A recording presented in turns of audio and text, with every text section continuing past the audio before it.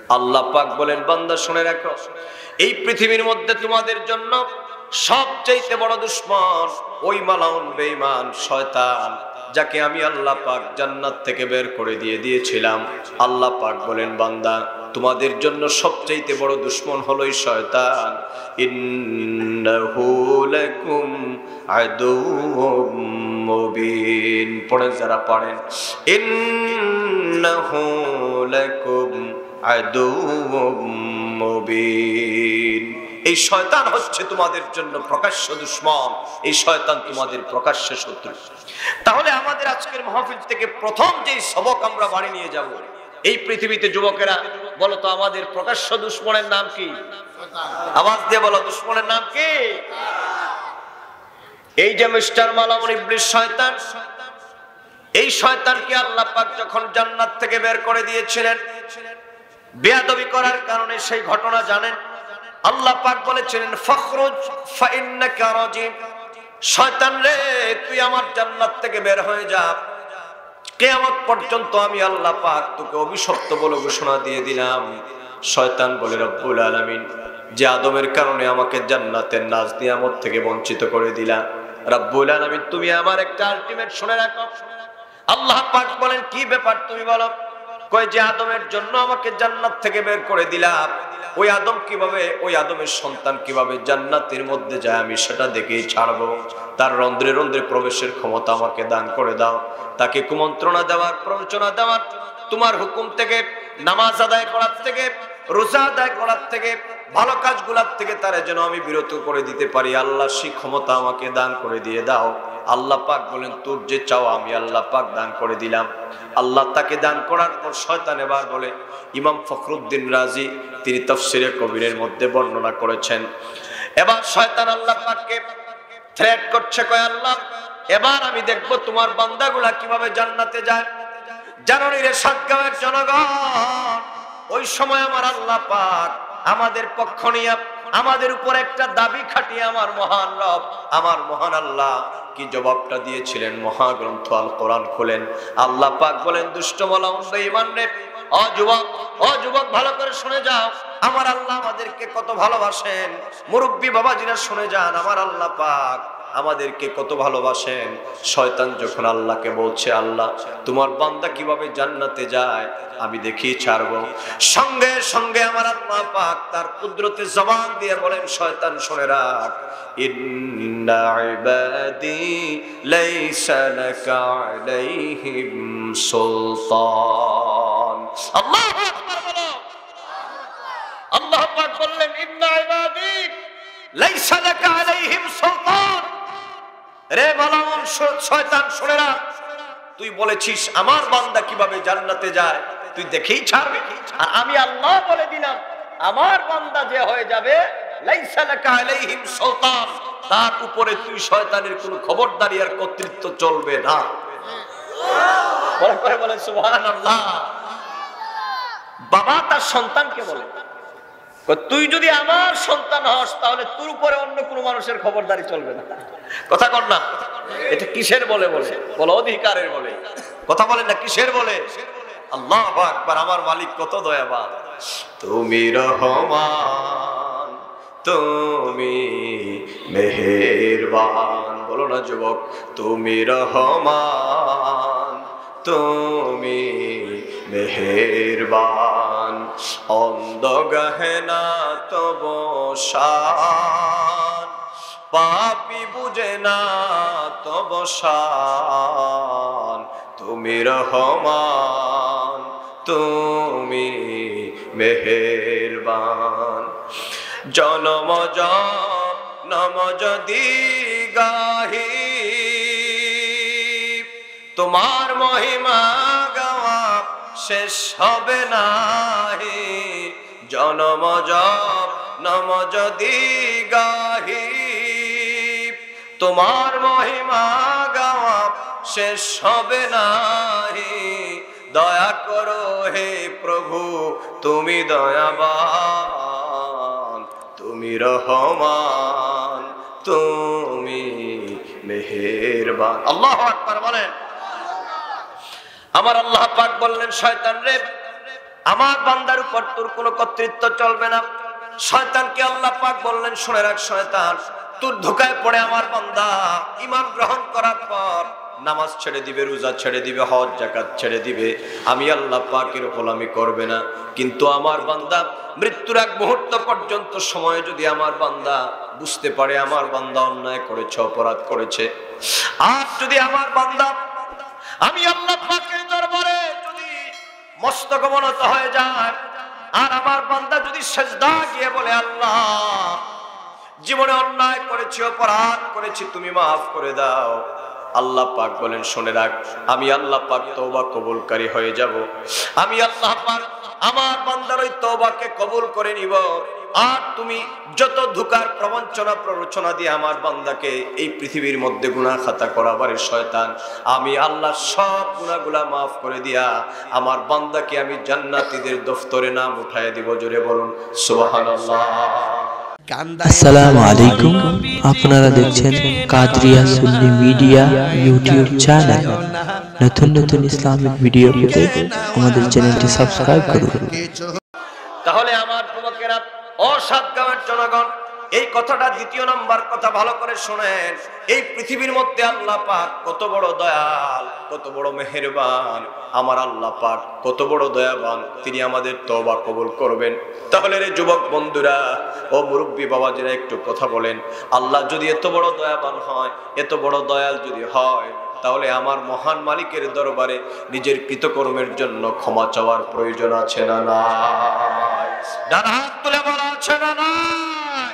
তিনবার বলো আল্লাহ, বলো আল্লাহ, বলেন আল্লাহু আকবার। গুনাহ ক্ষমা করার মালিক কে?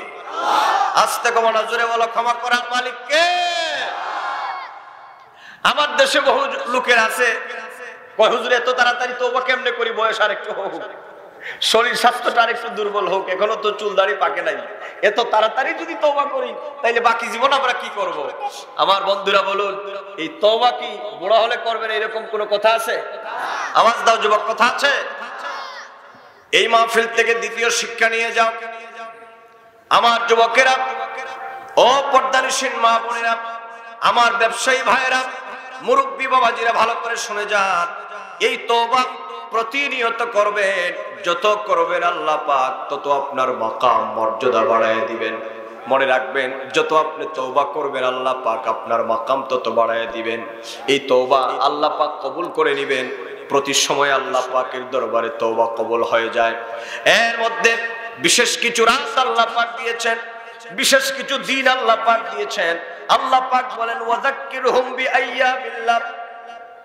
এই আয়াতের ব্যাখ্যায় মুফাসসিরিনে কেরামগণ লিখেছেন, এই পৃথিবীর মধ্যে আমার আল্লাহ পাক তার দয়াল নবীর সদকায় কিছু রাত দিয়েছেন, কিছু দিন দিয়েছেন, যে দিনগুলোর মধ্যে বান্দা যদি আল্লাহর দরবারে কান্না করে, এমন কিছু রাত দিয়েছেন রে বন্ধু, যে রাতগুলোর মধ্যে আল্লাহর বান্দা যদি আল্লাহর দরবারে কান্না করে, আল্লাহ পাক বলেন, আমার জাতে পাকের শপথ, ওই রাতগুলা এবং দিনগুলার মধ্যে আমি আল্লাহ পাক আমার ক্ষমার দরজাকে এত উন্মুক্ত করে দেই আমার বান্দাদের জন্য। আমার বান্দাদের দোয়া আমি আল্লাহর দরবার থেকে খালি ফিরে দিতে আমি আল্লাহর লজ্জা লাগে। এর মধ্যে অন্যতম একটা রাত হলো রজব চাঁদের প্রথম রাত, যেই রাতটা আমাদের কাছ থেকে চলে গেছে, স্পেন্ড হয়ে গেছে। ও যুবক রে, আলেম ওলামারা এখানে আছেন, আমার যুবকেরা, মুরব্বী বাবাজিরা, মনে রাখবা, রজব চাঁদের প্রথম তারিখ দিবাগত রাত আল্লাহর দরবারে যদি আল্লাহর কোনো বান্দা কান্না করে, মোনাজাত করে, দোয়া আল্লাহর দরবার থেকে খালি ফেরত আসে না। এরপরে রজব চাঁদের প্রথম জুমাবারের দোয়া আল্লাহর দরবার থেকে খালি ফেরত আসে না। এই রাতটাও আমাদের কাছ থেকে বিদায় হয়ে গেছে। আরেকটা রাত, একটা গোল্ডেন অপরচুনিটি, একটা সুবর্ণ সুযোগ আমাদের সামনে বাকি।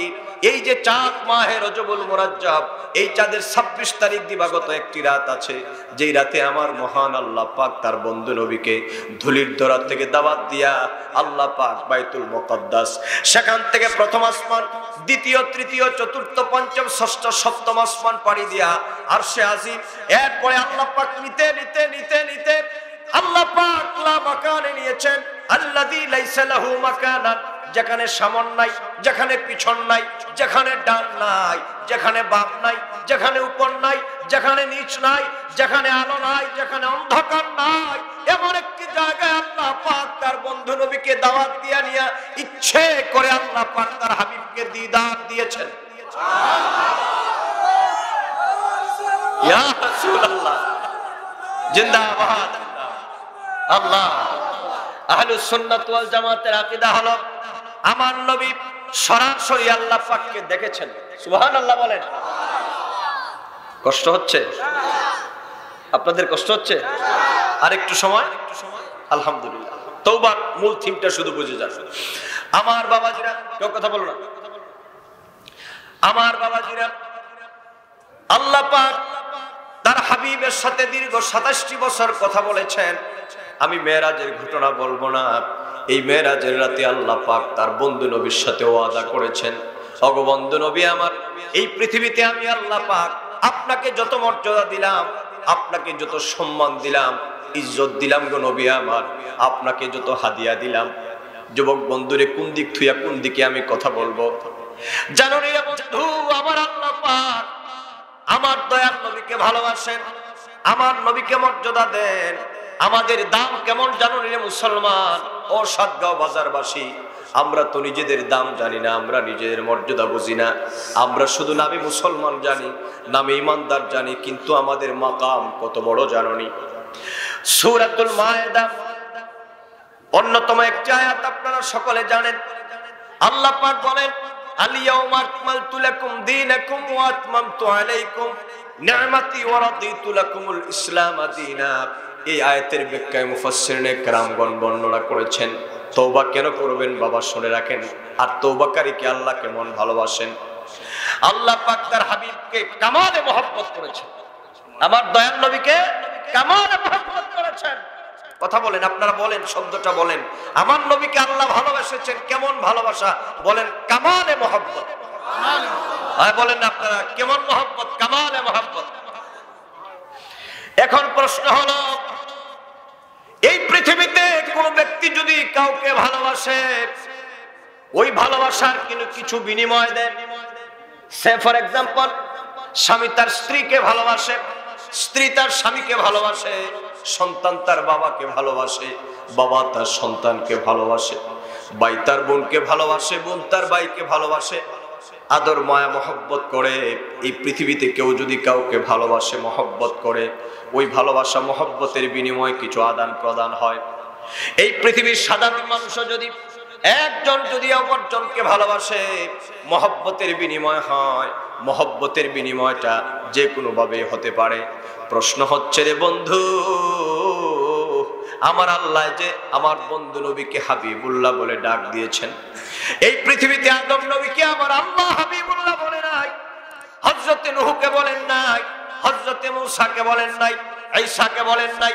1,24,000 মতান্তরে 2,24,000 নবী এবং রাসূল কাউকে আল্লাহ পাক হাবিবুল্লাহ বলেন নাই, কামালে মহব্বত করেন নাই। প্রশ্ন হচ্ছে, আমার আল্লাহ পাক তার বন্ধু নবীকে যে কামালে মহব্বত করেছেন, ওই কামালে মহব্বতের বিনিময়ে আল্লাহ পাক কি দান করেছেন? মুফাসসিরিনে কেরামগণ বলেন, এই বিশ্ব জগতের মধ্যে আল্লাহ পাক তার বন্ধু নবীকে ভালোবেসেছেন। আর ভালোবাসার প্রথম বিনিময়টা আল্লাহ পাক যা দিয়েছেন, আল্লাহ পাক মেরাজের রাতে তার বন্ধুকে বলেন, ওগো হাবিব, ইয়া রাসূলুল্লাহ, আমি আল্লাহ পাক আপনাকে পরিপূর্ণ মহব্বত করলাম, আর আপনার ভালোবাসার একটা বিনিময় আমি দেওয়া দরকার গো নবী আমার। আপনাকে আমি আল্লাহ পাক যে ভালোবাসলাম, এই ভালোবাসার বিনিময় স্বরূপ প্রথম পুরস্কার দিলাম, আমি আল্লাহ আপনার গুনাহগার উম্মত গুলারে মাফ করে দিলাম। আল্লাহু আকবার, আল্লাহু আকবার, আল্লাহ জিন্দাবাদ, জিন্দাবাদ। ওগো হাবিব, আমি আপনাকে যে ভালোবাসি, আমি আপনাকে যে মহব্বত করি, সেই মহব্বতের বিনিময় দিলাম, আমি আপনার গুনাহগার উম্মত গুলাকে মাফ করে দিলাম। কত বড় কথা! ও যুবক, একবার চিন্তা করতেছ, আমাদের ভাগ্য কত সুপ্রসন্ন, আমাদেরকে মহান মালিক আগেই ক্ষমা করে দিয়েছে। এজন্য এখানে আরেকটা কথা বলি, এই পৃথিবীর মধ্যে আমাদের একটা নাম হচ্ছে আমরা হলাম উম্মতে মরহুমা। এই যে আমাদের মাইকে সাতগাঁও বাজারের কোন ব্যক্তি যদি মারা যায়, পাশাপাশি এলাকার কোন ব্যক্তি যদি মারা যায়, দেখবেন মাইকের মধ্যে ঘোষণা করা হয় অমুক ব্যক্তিটা মারা গিয়েছে, অমুক ব্যক্তির জানাজার নামাজ আগামীকাল 2:30টার সময়, মরহুমের জানাজার নামাজ আগামীকাল 4টার সময়। এইরকম করে আপনাদের এলাকায় এলান করা হয় কিনা? সাতগাঁওয়ের জনগণ, ও মুরব্বী বাবাজিরা, যুবক বন্ধুরা, বুকে হাত দিয়া বলেন, জীবনে কি কোনোদিন আপনার মসজিদের ইমাম সাহেবকে প্রশ্ন করেছেন, ইমাম সাহেব এই যে আপনি বললেন মরহুমের জানাজার নামাজ, মরহুম মানে কি? এই প্রশ্নটা কি কোনোদিন আপনারা করেছেন নাকি? কোনোদিন করেন নাই। শুনে যাওয়ার সাতগাঁওয়ের জনগণ, আমরা কেমন ভাগ্যবান, আমরা কেমন নবীর উম্মত রে সাতগাঁওয়ের জনগণ। একটু কথা বুঝে যাও। আমার নবী এক হাদিসে কয়, আমারে আমার আল্লাহ এমন এক প্রকার উম্মত দিয়েছে, উম্মতি উম্মাতুন মারহুমাতুন। আর একটু বড় করে বলে সুবহানাল্লাহ। আমারে আমার আল্লাহ এমন এক প্রকারের উম্মত দিয়েছেন, যে উম্মত গুলো হলো উম্মতে মারহুমা, মানে ক্ষমা প্রাপ্ত উম্মত। ও পৃথিবীর মানব সম্প্রদায়, আমার আল্লাহ আমাদেরকে কত ভালোবাসেন, তার মানে আমার নবীর সদকায় আল্লাহ আমাদেরকে ক্ষমা প্রাপ্ত বলে ঘোষণা করে দিয়েছেন। অতএব দুনিয়ার মানব সম্প্রদায়, আমাদের তো ভাগ্য বড় সুপ্রসন্ন। অতএব এই সুযোগটাকে শয়তান যেন কাজে না লাগাতে পারে, এই জন্য রে যুবক, এই যে রজবের চাঁদ 5 ওয়াক্ত বা জামাত নামাজ আদায় করবা, মসজিদের মধ্যে যাবা, আল্লাহ তৌফিক দিলে হজ আদায় করবা, যাকাত দিবা, ভালো কাজের মধ্যে সাহায্য করবা, মসজিদ মাদ্রাসার খেদমত করবা, সমাজের উন্নয়ন হয় এমন কাজ করবা, আল্লাহ পাকের নাফরমানি হয় এমন কোন কাজ করা যাবে না। চুরি করা যাবে না, ডাকাতি করা যাবে না, শয়তানি বদমাশি করা যাবে না, মদ গাজার ধারে কাছে যাওয়া যাবে না। আল্লাহ পাকের দরবারে কায়ে মনোবাক্যে সব সময় গোলামের বেশি আল্লাহর দরবারে চাইতে হবে। আর এর মধ্য দিয়েও যদি নফসের তাড়নায়, শয়তানের কুমন্ত্রণায় পরে যদি গুনাহ খাতা আমরা করে ফেলি, আল্লাহ পাক তার হাবিবের সদকা আমাদের জন্য তওবার দরজা উন্মুক্ত করে রেখেছেন। আপনার ইবাদত বন্দেগীর মধ্যবর্তী সময়ে যদি আপনার অন্যায় অপরাধ হয়ে যায়, আল্লাহ পাক বলেন, আমি আমার বান্দার তওবার দরজাকে এমন ভাবে খুলে দিলাম, আমার বান্দা যে কোনো সময় যদি আমার দরবারে চায়, আমার রহমত বরকত এত বিস্তৃত, এত বদারিত আমার বান্দার জন্য, আমি আল্লাহ পাক বান্দার তওবা কবুল করে আমার বান্দাকে আমার প্রিয় ভাজন বান্দা বলে ঘোষণা করে দিয়ে দেই। আমার যুবকের জন্য তওবা বেশি করে করতে হবে। আল্লাহু আকবার বলেন। এই তওবা করবা সকাল বেলায়, এই তওবা করবা সন্ধ্যা বেলায়, এই তওবা করবা রাতের গভীরে। আরে যুবক, মাঝে মধ্যে রাতের গভীরে ঘুম ভেঙে যায়, মোবাইলের মধ্যে ফেসবুকিং না করে। মুরব্বী বাবাজিরা, এই কথা আমি সব জায়গায় বলি, দাড়ি পেকে গেছে, চুল পেকে গেছে, বুঝবেন আপনার গ্রিন সিগন্যাল, গ্রিন অ্যালার্ট জারি হয়ে গেছে, আপনার পাসপোর্ট আর ভিসা রেডি হয়ে গেছে। তার মানে আপনার এই দুনিয়ার মধ্য থেকে যাওয়ার জন্য আপনার পাসপোর্ট ভিসা রেডি। কোন দিন জানি মৃত্যু নামক ফ্লাইট আপনার দরজার সামনে চলে আসে, আর আপনাকে চলে যাওয়া লাগবে। অতএব আমার যুবকেরা হেলা করবে না। রাতের গভীরে হাদিসে পাকের মধ্যে এসেছে, আমার আল্লাহ পাক রাতের 3 ভাগের 2 ভাগ যখন চলে যায়, ফেরেশতাদের মাধ্যমে প্রথম আসমানে এসে এক শ্রেণীর ফেরেশতারা বান্দাদেরকে উদ্দেশ্য করে ডাকতে থাকেন, আছো নাকি কেউ পৃথিবীর মধ্যে গুনাহগার, গুনাহ করতে করতে নিজের জীবনের ভরকে ডুবায় ফেলে দিয়েছো? দেখো রে যুবক, একবার চিন্তা করো, এই পৃথিবীর মধ্যে কোনো থানায় যদি মামলা হয়, ওসি সাহেবকে ডাকে নাকি যে তোমার ব্যাপারে মামলা হয়েছে, আসো তোমারে মাফ করে দিব? কোর্টে যদি মামলা হয়, কোর্টের বিচারপতি তোমাকে ডাকবে নাকি, জজ সাহেব ডাকবে নাকি, আয় বেটা তাড়াতাড়ি তোরে ক্ষমার জন্য আমি ডাকতেছি? এইরকম নয়। কিন্তু আমার মহান মালিক আমার আল্লাহ পাক, তিনি কত বড় দয়াল, তিনি কত বড় মেহেরবান। এই পৃথিবীতে হাজারো নিয়ামত দেওয়ার পর আমরা অন্যায় করি, অপরাধ করি, নামাজ পড়ি না, রোজা রাখি না, আল্লাহ পাকের নাফরমানিতে 24টা ঘন্টা আমরা লিপ্ত হয়ে যাই। এরপরও আমার মহান মালিক আমাদেরকে খাওয়ায়, এরপরও মহান মালিক আমাদেরকে পড়ায়, এরপর আল্লাহ আমাদের জন্য অক্সিজেন বন্ধ করে নাই, আলো বাতাস বন্ধ করে নাই। কত বড় নিয়ামত আল্লাহ পাক আমাদের জন্য দিয়েছেন। এরপর আল্লাহ পাক তার বান্দা যেন অপরাধ হয়, অপরাধী হয়ে যেন কবরের মধ্যে না যায়, হাসরের ময়দানে যেন আল্লাহ পাকের হাবিবের উম্মত গোলাম যেন অপরাধী হিসাবে হাসরের ময়দানে না দাঁড়ায়। এজন্য সহিহ বুখারীর বর্ণনা, প্রত্যেকটা রাতের শেষ ভাগে আমার আল্লাহ পাক ফেরেশতাদের মাধ্যমে ডাকেন, বান্দারে আছো নাকি কেউ অপরাধী?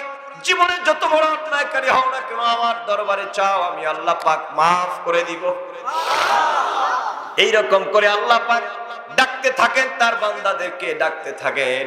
আল্লাহর হাবিব বলেন, উম্মত ওই রাতের গভীরে ওই সময়টাকে তোমরা শেষ ভাগের সময়টাকে গনিমত মনে করবা। এক হাদিসের মধ্যে এসেছে, আল্লাহর হাবিব বলেন, গো সাহাবীরা, এই পৃথিবীতে জানো নাকি রাতের শেষ ভাগে আমার উম্মতের দোয়াটা কিভাবে কবুল হয়? নবীজি বলেন, গো সাহাবীরা, এই পৃথিবীর মধ্যে ধনুক থেকে যদি তীর বের হয়ে যায়, ওই তীরটাকে আবার পিছনে ফেরত আসার কোনো সম্ভাবনা আছে নাকি? সাহাবায়ে কেরামগণ বলেন, ইয়া রাসূলুল্লাহ, ধনুক থেকে যদি তীর বের হয়ে যায়, ওই তীরটা তো আবার পিছনে ফেরার কোনো সম্ভাবনা নাই। আল্লাহর নবী, নূর নবী, হায়াতুন নবী, জিন্দা নবী, শাফাতের কান্ডারি নবী, আমার দয়াল নবী মুহাম্মদুর রাসূলুল্লাহ সাল্লাল্লাহু আলাইহি ওয়াসাল্লাম বলেন, ওগো সাহাবায়ে কেরাম, আমার পক্ষ থেকে গোটা পৃথিবীর মানব সম্প্রদায়দেরকে জানিয়ে দাও, এটা হলো আমার উম্মতের শেষ রাতের নামাজের দৃষ্টান্ত, শেষ রাতের নামাজের পড়ে দোয়ার দৃষ্টান্ত। এই পৃথিবীর কোনো ব্যক্তির ধনুক থেকে যদি তীরটা বের হয়ে যায়, ওই তীরটা যেমন আর পিছন দিকে ফেরত আসার কোনো সম্ভাবনা নাই। আমার কোন গোলাম, আমার উম্মত যদি রাতের গভীরে আল্লাহর দরবারে যদি কায়মন বাক্যে, যদি আমার বন্ধুরা কায়মন বাক্যে যদি আল্লাহর দরবারে চায়, ওই সময় আল্লাহ পাক আমার বান্দাকে, আমার বান্দার জন্য দুয়ার দরজাকে এমন ভাবে উন্মুক্ত করে দেন, যেইভাবে ধনুক থেকে তীর বের হয়ে গেলে আবার ফেরত আসে না, আমার উম্মতের দোয়া আল্লাহর দরবার থেকে খালি ফেরত আসার সম্ভাবনা নাই। অতএব আমার বাবাজিরা, আজকের মাহফিল থেকে তৃতীয় নাম্বার শিক্ষা নিয়ে যান, আমরা যারা গুনাহগার, আমাদের গুনার তো কোনো সীমা পরিসীমা নাই, আমাদের গুনার তো কোনো শেষ নাই বাবা। তাহলে বলুন, রাতের গভীরে আমাদের একটু আল্লাহর দরবারে তওবা করার প্রয়োজন আছে না নাই? আওয়াজ দিয়ে বলেন, আছে না নাই? একটু জিকির করবেন আর আমার দয়াল নবীর উপর বেশি বেশি করে দুরূদ ও সালাম পড়বেন। মনে রাখবেন, আমার নবী যার উপরে যত বেশি খুশি আল্লাহ পাক, তার উপরে তত দয়া প্রবণ হন। সুবহানাল্লাহ বলেন। আমার নবী যার উপরে খুশি এবং রাজি, আমার আল্লাহ তার উপরে তত বেশি দয়া প্রবণ হন। অতএব আজকের যুবকদেরকে আমি চতুর্থ নম্বরে যেই কথাটি বলে যেতে চাই, সেটা হলো আজকে থেকে একটু আদব, একটু অভ্যাস করে তুলো, অন্তত যেন দৈনিক অন্তত পক্ষে 100 বার আমার দয়াল নবীর নূরানি কদমে পাকে একটু দুরূদ ও সালাম প্রেরণ করা, একটু দুরূদ শরীফ পড়ার অভ্যাস করে তুলুন। আমার নবী পাক সাল্লাল্লাহু আলাইহি ওয়াসাল্লাম, উনার হাদিস আপনারা সকলেই জানেন, নবী বলেছেন, আসমাউ সালাতা আহলে মুহাব্বতি ওয়া আরিফুম। এখানের মধ্যে মহব্বতকারীর কথা বলা হয়েছে।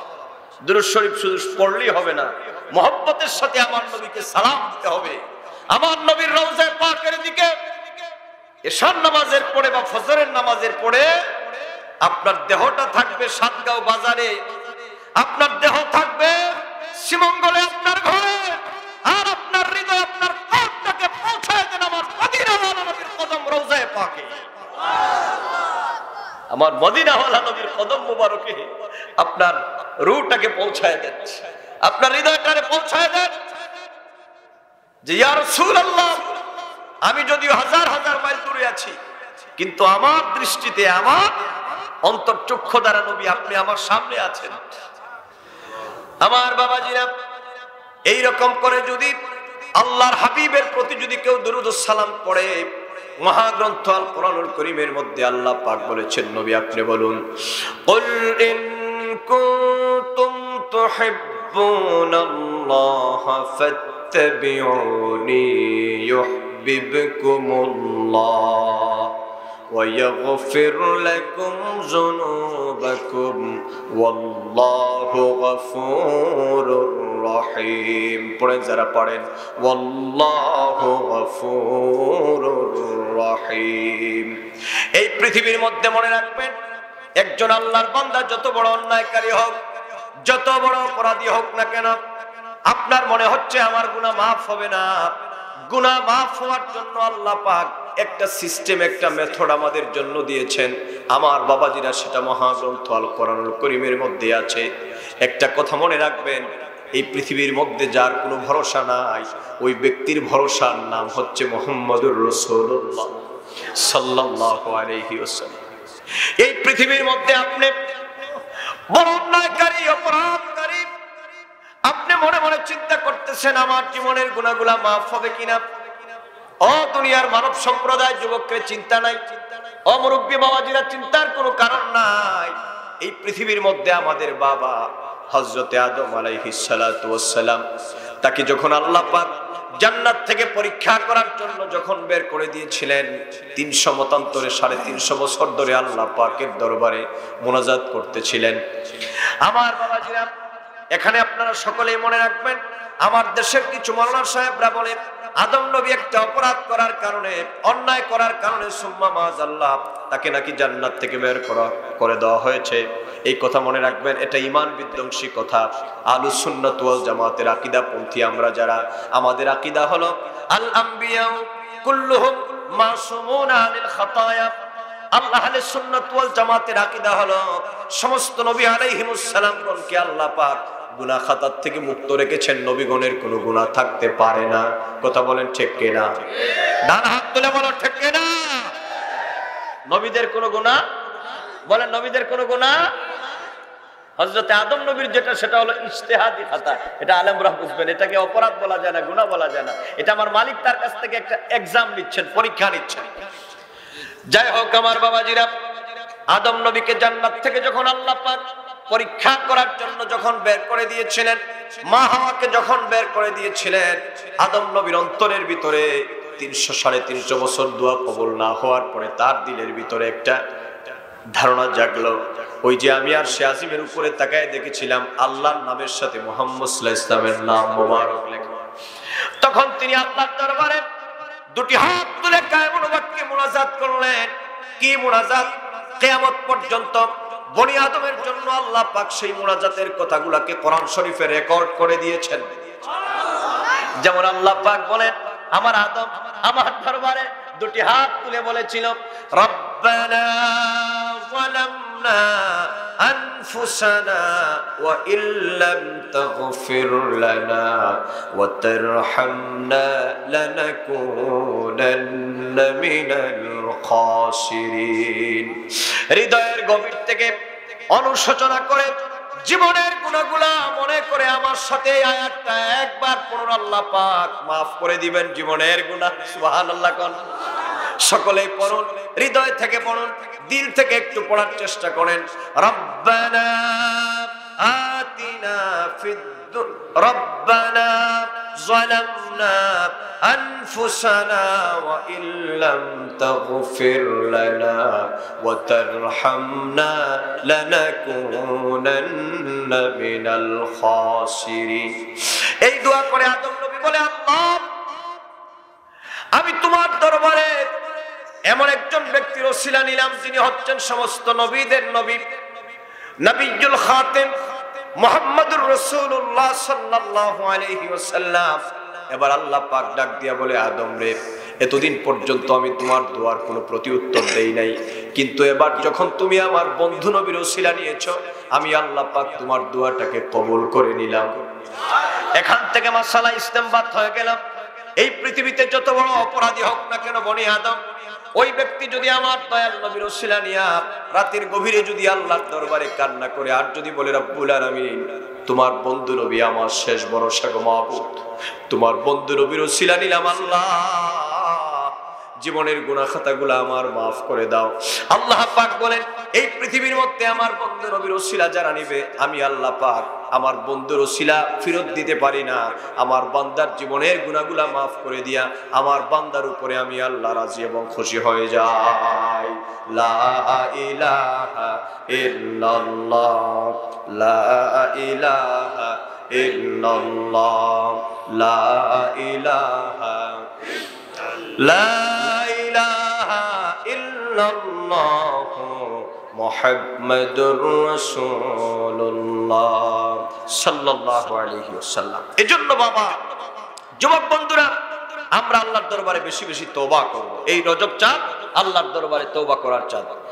এজন্য আল্লাহ পাক এক আয়াতের মধ্যে বলেন, ইয়া আইয়ুহাল্লাযীনা আমানু তুবু ইলাল্লাহি তাওবাতান নাসুহা। পৃথিবীর মানব সম্প্রদায় তোমরা আল্লাহ পাকের দরবারে তওবা করো, যেটা তওবায়ে নাসুহা। ওই তওবার নাম কি? কথা বলেন, তওবার নাম কি? এই যে তওবায়ে নাসুহা, আমার দেশের বহু লোকেরা কয় নাসুহা মানে এক মহিলার নাম ছিল, আর এই তওবা নাকি ওই মহিলার তওবা, এজন্য এটা নাকি নাসুহা বিবির তওবা। কোন নাউযুবিল্লাহ। না, তাওবাতান নাসুহা হচ্ছে তাওবাতান মাকবুলাতান লা তুরাদ্দু ইনদাল্লাহ। সুবহানাল্লাহ বলেন। তাওবা নাসুহা হচ্ছে এমন একটি তওবা যে বান্দা যখন এই তওবা কায়েমুল বাক্যে করে, আল্লাহর দরবার থেকে সেই তওবা কখনো ফিরত আসার সম্ভাবনা নাই। তাওবাতান নাসুহাতান লা তুরাদ্দু ইনদাল্লাহ। আল্লাহর দরবার থেকে ওই তওবা খালি ফিরত আসার সম্ভাবনা নাই। এই তওবা নাসুহা করার জন্য আবার তিনটা শর্ত, সময় অনেক লম্বা হয়ে যাবে, আমি শুধুমাত্র একটার কথা বলবো। তাওবাতান নাসুহা এটা অন্য সময় বলা যাবে বাকি কথা, শুধু আজকে তওবা সম্পর্কিত কথা যেহেতু একটা কথা বলে যায়। তওবা কবুল হওয়ার জন্য তিনটা শর্তের প্রথম শর্ত হলো এটার নাম হলো নাদামত। সুবহানাল্লাহ বলেন। কি? নাদামত মানে অনুশোচনা। কি করা লাগবে? জীবনে অন্যায় করেছেন, অপরাধ করেছেন, তওবা মানে হচ্ছে ফিরে আসা, রুজু হয়ে যাওয়া। জীবনে যত বড় অপরাধী হও না কেন, অনুশোচনা করো, আল্লাহ বুঝি নাই তোমার দরবারে গুনাহ করে ফেলেছি, তুমি আমাকে মাফ করে দাও।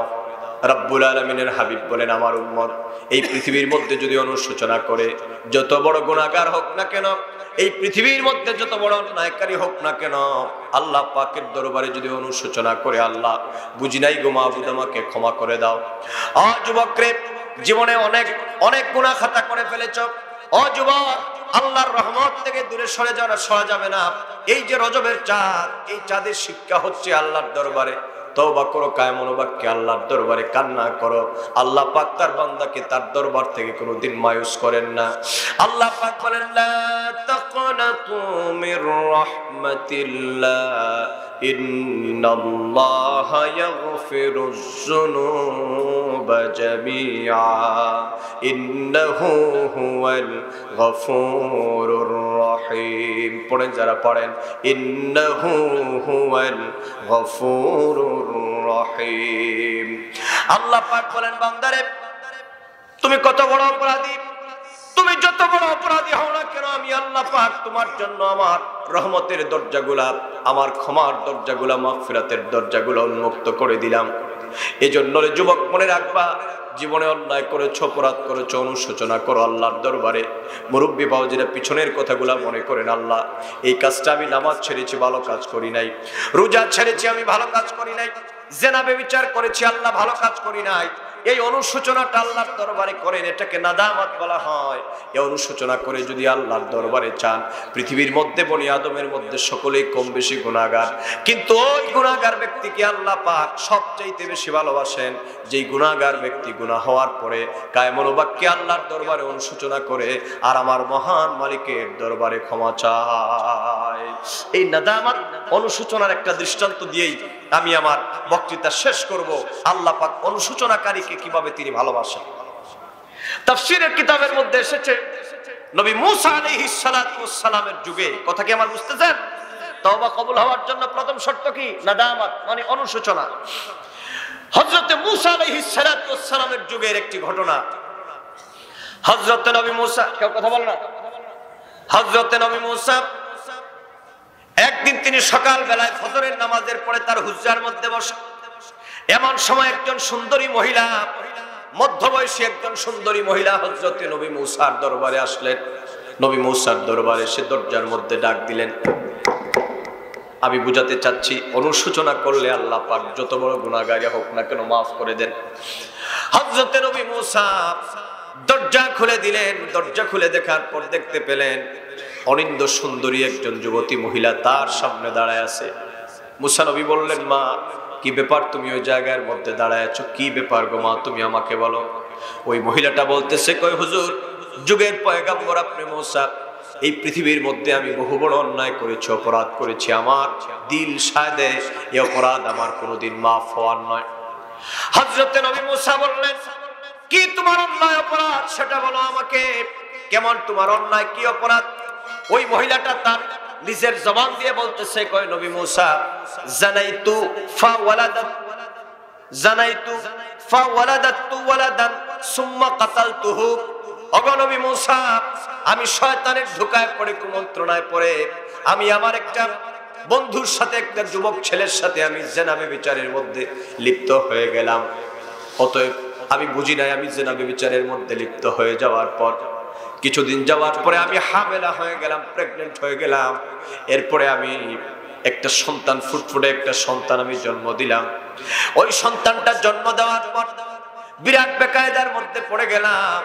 সমাজের লোকেরা, দেশের লোকেরা জানে, পাড়া প্রতিবেশীরা জানে, আত্মীয় স্বজনেরা জানে আমার কোনো বিবাহ শাদী হয় নাই গো নবী মুসা। কিন্তু আমি ওই সন্তানটারে কি করব? আমি ওই ছেলেটার সাথে পরামর্শ করলাম, ওই যে সন্তান আমার হয়ে গেল, ওই সন্তানটারে আমি কি করব? ওই দুষ্ট ছেলেরা আমারে কুটবুদ্ধি দিতে লাগলো, ওই সন্তানটারে আমিও রাখবো না, তোমাকেও আমার স্ত্রীর মর্যাদা দেওয়া সম্ভব নয়। অতএব নবী মুসা, আমি আমার দুধের বাচ্চাটারে আমি একটা গভীর জঙ্গলের মধ্যে নিয়া সুম্মা কাতালতুহু, আমি আমার দুধের বাচ্চাটারে আমি জঙ্গলের মধ্যে গলা টিপে আমি হত্যা করে ফেললাম। হযরতে নবী মুসা ঘটনার এই বিবরণ শোনার পরে, নবী মুসা তো খুব নরম নবী ছিলেন, জি সভাপতি সাহেব কইছে জি, তার মানে নরম না, গরম, মানে খুবই গরম আর কি। কত গরম আপনারা জানেন, মুসা নবীর গরমের ইতিহাস বলতে গেলে আরো বহুদিন চলে যাবে।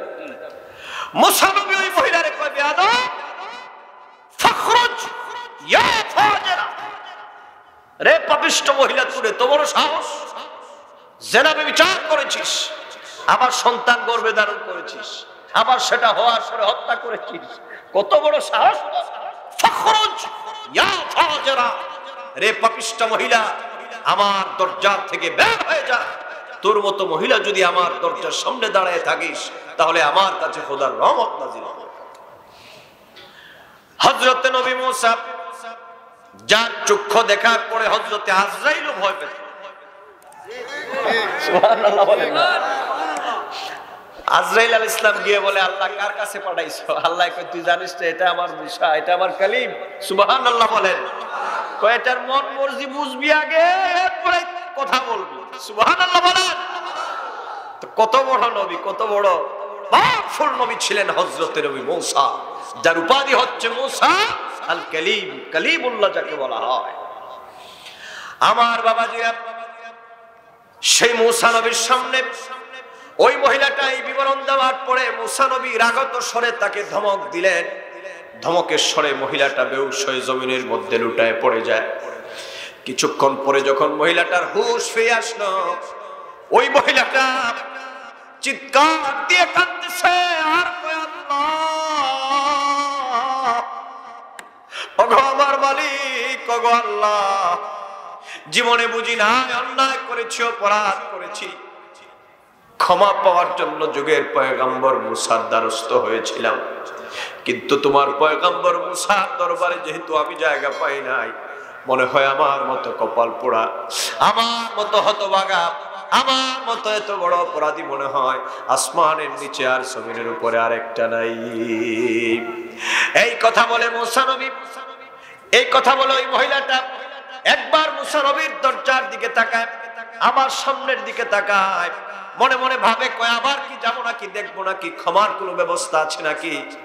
আবার পিছন দিকে যাওয়ার পরে আবার মনে মনে চিন্তা করে, কই যদি যাই, তিনি যদি আবার আমার উপর রাগ হয়ে যান, যুগের পয়গম্বর যদি আমার উপর রাগ হয়ে যান, নসিব এমনি আমার শেষ, আরো শেষ হয়ে যাবে। এই চিন্তা করতে করতে মহিলাটা সম্মুখ পানে দৃষ্টি যতটুকু যায়, মহিলাটা হাঁটতেছে আর পাগল পাড়া হয়ে আল্লাহর দরবারে কাঁদতেছে। এমন ভাবে কান্না, অনুশোচনার কান্না, যেটারে নাদামত বলা হয়, অনুশোচনার কান্না।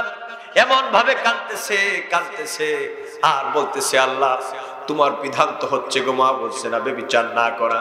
মনে রাখবেন পৃথিবীর সর্বযুগের সর্বনবী আলাইহিমুস সালাম গণের আসমানের যত কিতাব সমূহ আছে সব কিতাবগুলোর মধ্যে মানুষ হত্যা করা এবং জেনা ব্যভিচার করাকে নিষেধ করা হয়েছে।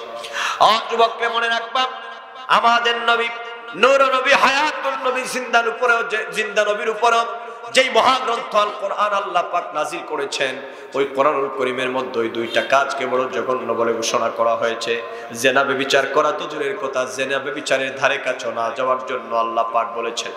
যেমন আল্লাহ পাক বলেন লা তাকরাবুস সিনা ইন্নাহু কানা ফাহিশাতাও ওয়া সাআ সাবিলা। জেনা ব্যভিচার করা তো দূরের কথা, লা তাকরাবুস সিনা, জেনা ব্যভিচারের প্রতি আকৃষ্ট হয় যে কাজগুলো করলে পরে ওই কাজগুলো করা যাবে না। এরপরে জীব হত্যা করা যাবে না, বলা হয়েছে ওয়া ইযাল মাউউদাতু সুইলাত বিআইয়ি যামবিন কুতিলাত। এই পৃথিবীতে প্রাণী হত্যা করা যাবে? তাড়াতাড়ি বলেন না, প্রাণী হত্যা করা যাবে? তার মানে দুইটা কথা পৃথিবীর সকল নবী আলাইহিমুস সালামদেরকে ফরমান জারি করে দেওয়া হয়েছিল, কেউ যেন জেনা ব্যভিচার না করে আর কেউ যেন প্রাণী হত্যা না করে। অথচ এই মহিলাটা দুইটা কঠিন গুনাহ করেছে, এই জন্য ওই ব্যক্তিটা ওই মহিলাটা মুসা নবীর দরবারে জায়গা পায় নাই। ওই মহিলাটা একটা বৃক্ষের নিচে চলে যায়, কাঁদতে কাঁদতে বেহুশ হয়ে যায়। আবার যখন হুঁশ ফিরে আসে আবার কান্না শুরু করে, আবার বেহুশ হয়ে যায়। আবার যখন হুঁশ ফিরে আসে আবার কান্না করে আর বলে আল্লাহ, এই জমিন আর উপরে আকাশ তোমার রহমত। তুমি তো বলেছো আল্লাহ বান্দা যত বড় অপরাধী হোক না কেন তোমার দরবার থেকে যেন খালি ফিরে না যায়। মাবুদ তুমি তো ক্ষমার আশ্বাস দিয়েছো, আল্লাহ তুমি তো ক্ষমার আশ্বাস দিয়েছো গো মাবুদ। ও মাহবুব তুমি তো বলেছো বান্দারে তুমি যত বড় অপরাধী হও না কেন আমার দরবারে চাইলে আমি আল্লাহ তোমাকে মাফ করে দিব। আল্লাহ যতক্ষণ পর্যন্ত তোমার পক্ষ থেকে আমাকে ক্ষমা করা হয়েছে এই ঘোষণা যতক্ষণ পর্যন্ত আমি না পাবো ততক্ষণ পর্যন্ত আল্লাহ আমি আমার ঘরে ফিরে যাব না। এই খোলা ময়দানে আমার জীবন প্রাণও যদি চলে যায় আমার প্রাণ বিসর্জন দিতে রাজি আছি গো মাহবুব, আমি ঘরে ফিরে যাব না। রব্বুল আলামিন আল্লাহ পাক তিনি তার বান্দির কলবের খবর জানেন, যেহেতু তিনি হচ্ছেন আলিমুল বিজাতিস সুদূর, মানুষের অন্তঃকরণের খবর, হৃদয়ের ভিতরের কথা, অব্যক্ত কথাগুলো যিনি জানেন তিনি হলেন আমার আল্লাহ। কথা কোন ঠিক কিনা? এই পৃথিবীতে বান্দা যত বড় অপরাধী হোক না কেন, যত বড় গুনাহগার হোক না কেন, তার ভিতরে যে অনুশোচনার আগুন জ্বলে, তার ভিতরে যে অনুশোচনা হয় সেটা পৃথিবীর কেউ না জানলো আল্লাহ পাক জানে। আমার আল্লাহ পাকের রহমতের দরিয়ায় আল্লাহ পাক ফেরেশতাদেরকে বলেন, ফেরেশতারা রে আমার বান্দির কাছে চলে যাও, আর আমার বান্দির ব্যাপারে আমি আল্লাহ পাক সিদ্ধান্তটা তোমাদেরকে জানিয়ে দিব। ফাআওহাল্লাহু ইলা মুসা আলাইহিস সালাতু ওয়াস সালাম, আল্লাহ পাক মুসা নবীর কাছে ওহী নাযিল করে বললেন, আল্লাহ পাক জিবরিলকে পাঠালেন, আর জিবরিলকে পাঠিয়ে দিয়ে বললেন জিবরিল রে যাও যাও মুসাকে গিয়ে জিজ্ঞেস করো আমার বান্দিটারে কি জন্য সে খালি ফিরিয়ে দিয়েছে। মুসা নবী কারণ দর্শালেন, এই দুইটা কারণে তোমার বান্দিকে আল্লাহর দরবারে বলবো আমি তারে আমার দরবার থেকে খালি ফিরিয়ে দিয়েছি। আমার বাবাজিরা হযরত নবী মুসা আলাইহিস সালামকে সঙ্গে সঙ্গে আল্লাহ পাক ফরমান জারি করে দিলেন, মুসা রে পৃথিবীতে যত বড় অপরাধী হোক না কেন, যত বড় গুনাহগার হোক না কেন, আমার বান্দি অনুশোচনার আগুন দিয়ে তার নিজেকে জ্বালিয়ে পুড়িয়ে ভস্ম করে দিয়েছে। আমার বান্দি এমন ভাবে কান্না করেছে তার দিল থেকে অনুশোচনার আগুন বের হচ্ছে। আমার বান্দি অন্যায় করেছে, অপরাধ করেছে, কথা ঠিক, কিন্তু আমার বান্দির তাকদীরটা আমি আল্লাহ পাকের কুদরতে, আমার বান্দি আমার দরবারে যেইভাবে কান্না করেছে আমি আল্লাহ পাকের রহমত, আমার দয়া আমার বান্দির নিকটবর্তী। অতএব জিবরিল রে আমার বান্দির কাছে এই ঘোষণাটা তুমি জানিয়ে দাও, আমি আল্লাহ আমার বান্দির অনুশোচনার কারণে আমার বান্দির বিগত জীবনের গুনাহগুলা মাফ করে দিলাম, আর আমার বান্দির উপরে আমি আল্লাহ খুশি আর রাজি হয়ে গেলাম। অতএব আমার যুবকেরা মনে রাখবা, এটার নাম হলো নাদামত, এটা হলো অনুশোচনা। এইরকম অনেক দৃষ্টান্ত নবীজির সাহাবায়ে কেরামদেরকে দিয়ে দেওয়া যাবে। এইরকম বহু দৃষ্টান্ত এসেছে, নাদামতের দৃষ্টান্ত। এজন্য রে যুবক, অপরাধ করেছি, অন্যায় করেছি, অপরাধের উপর স্থিতিশীল থাকা যাবে না। আল্লাহর দরবারে কাঁদতে হবে, আল্লাহর দরবারে বলতে হবে, আল্লাহ অপরাধ করেছি, মাফ করে দাও। ব্যবসাতে ঠকিয়েছেন, মানুষকে আঘাত করেছেন, মানুষকে মিথ্যা মামলা দিয়েছেন, এই পৃথিবীতে মানুষের ইজ্জত নষ্ট করেছেন, মনে মনে অনুশোচনা করেন।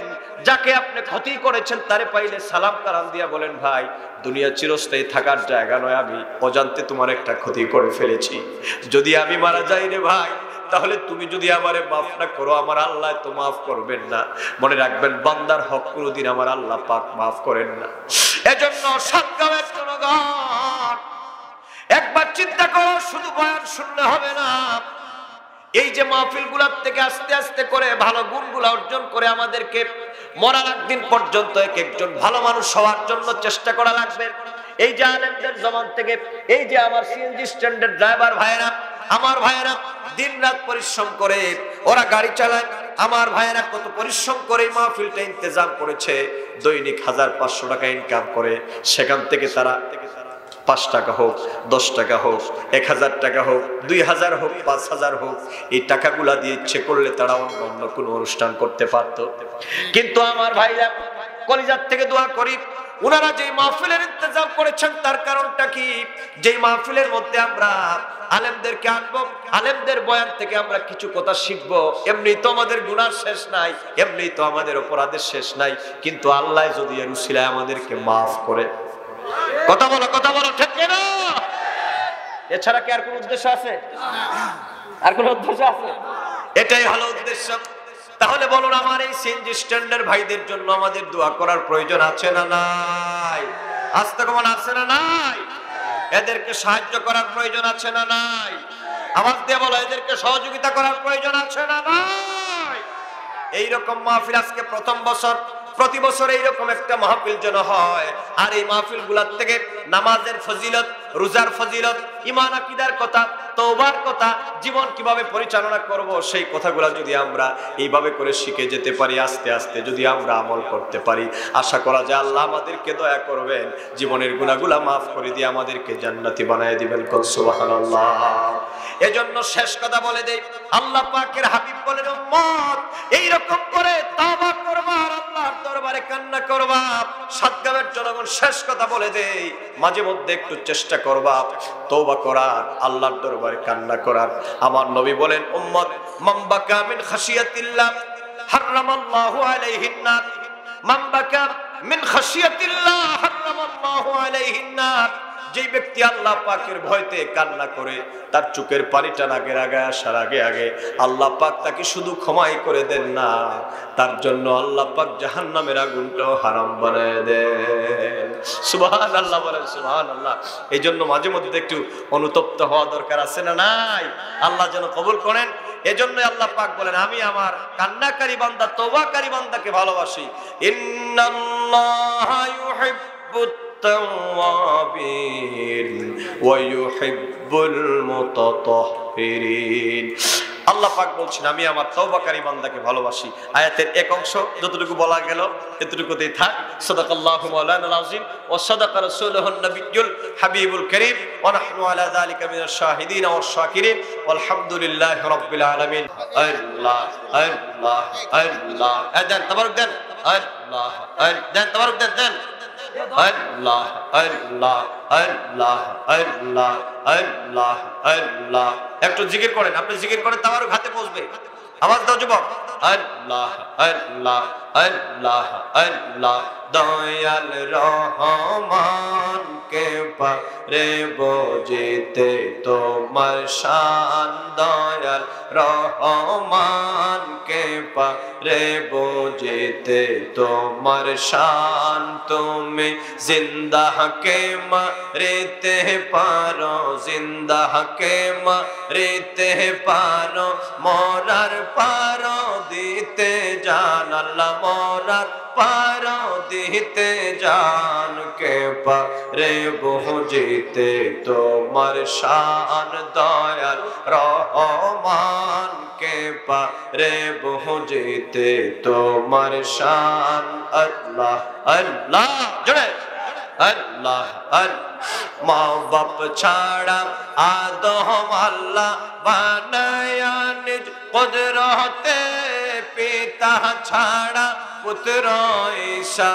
মরিয়মের উদরে আল্লাহ আল্লাহ মা বাপ ছাড়া আদম আল্লাহ বানায়া নিজ কুদরতে পিতা ছাড়া পুত্র ঈসা মরিয়মের উদরে আপন কুদরতের খেলা বুঝতে কি পারে জাহান আল্লাহ বুঝতে কি পারে জাহান কে পারে বুঝিতে তোমার শান দয়াল রহমান কে পারে বুঝিতে তোমার শান আল্লাহ আল্লাহ